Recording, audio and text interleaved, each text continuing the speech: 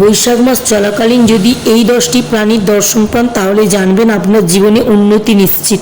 কোন প্রাণীর দর্শনে জীবনে কি উন্নতি বৃদ্ধি পাবে আমাদের প্রত্যেকেরই জানা দরকার। তেমনই কিন্তু বেশ কয়েকটি প্রাণীর দর্শন কিন্তু জীবনে অত্যন্ত অশুভ প্রভাব ফেলতে পারে। এই কয়েকটি প্রাণীর দর্শন পাওয়া মাত্র নিজেদেরকে একটু সচেতন করে নিন, সাবধান করে নিন। কোন অশুভ ইঙ্গিত আপনার জীবনে আসতে চলেছে সেটা কিন্তু আমাদের প্রত্যেকেরই জানা দরকার। প্রথমে আমি আলোচনা করব এই বৈশাখ মাস চলাকালীন যে 10টি প্রাণীর দর্শন করলে জীবনে উন্নতি বৃদ্ধি পাবে। যেমন ধরুন, বৈশাখ মাস চলাকালীন যদি জোড়া মাছ দর্শন পান কোনো জলের মধ্যে বা পুকুরের মধ্যে, পুকুর বা জলাশয়ের মধ্যে জোড়া মাছ দর্শন পাওয়া মানে কিন্তু জীবনে সুখ শান্তি বৃদ্ধি পাবে।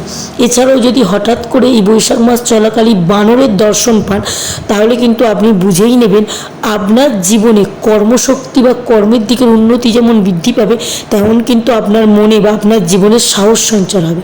ফলে কিন্তু যে কোনো কাজের প্রতি আপনার মনোযোগ বৃদ্ধি পাবে। বৈশাখ মাস চলাকালীন যদি হঠাৎ করে কোনো গাভীর দর্শন পান বা গোমাতার দর্শন পান তাহলে কিন্তু বুঝেই নেবেন অর্থের দিকের উন্নতি বৃদ্ধি পাবে। কুকুর দর্শনে কিন্তু আপনার জীবনে নানা রকম বিপদ কেটে যেতে পারে। কুকুরের দর্শন কিন্তু অত্যন্ত শুভ। কালো কুকুর যদি আপনি বৈশাখ মাস চলাকালীন দর্শন পান তাহলে জানবেন আপনার জীবনে থাকা যে কোনো বিপদ কিন্তু সে তার নিজের ওপর নেবে, অর্থাৎ আপনি সুরক্ষিত থাকবেন। হরিণ যদি এই বৈশাখ মাস চলাকালীন আপনি দর্শন পেয়ে যান তাহলে জানবেন আপনার মনের মধ্যে বা আপনার জীবনে সব রকম ইতিবাচকতা বৃদ্ধি পাবে, কারণ এই হরিণ দর্শন হচ্ছে ইতিবাচক শক্তির প্রতীক বলে মনে করা হয়।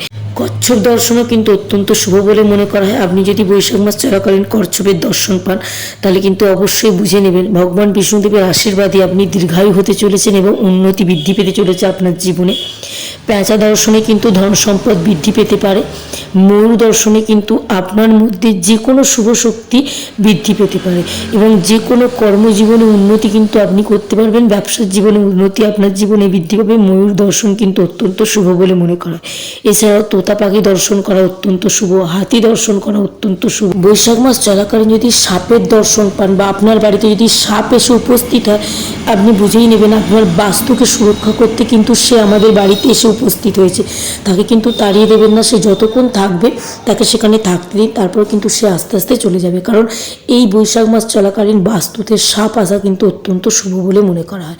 রঙিন ফড়িং যদি আপনার বাড়িতে এই সময় এসে উপস্থিত হয় তাহলে কিন্তু আপনি জীবনে কোনো সুসংবাদ পাবেন বা যে কোনো শুভ কাজের কিন্তু সূচনা হতে চলেছে। এই সময় যদি বাড়িতে ব্যাঙ আসে বা ব্যাঙ ডাকে তাহলে কিন্তু বুঝেই নেবেন মা লক্ষ্মী দেবীর পা কিন্তু আপনার সংসারে পড়েছে।